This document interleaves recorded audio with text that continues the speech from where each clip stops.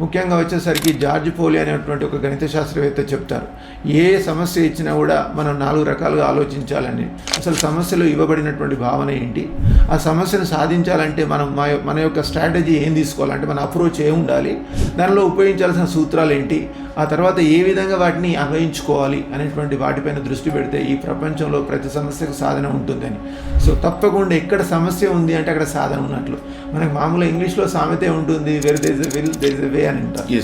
కానీ నా ఉద్దేశం ఏంటంటే where there is a problem there is a solution. ఇక్కడ సమస్య ఉంది అంటే అక్కడ సాధన ఉన్నట్లు. కాబట్టి ఎప్పుడైనా కూడా don't get confuse, just read the problem and try to understand the problem. If you are able to understand the problem, definitely you can solve it. Okay, and at the same time you should have some minimum requirements. That means pre-knowledge, prerequisites, or you can say previous knowledge, and you should be in a position to apply them to solve the problem.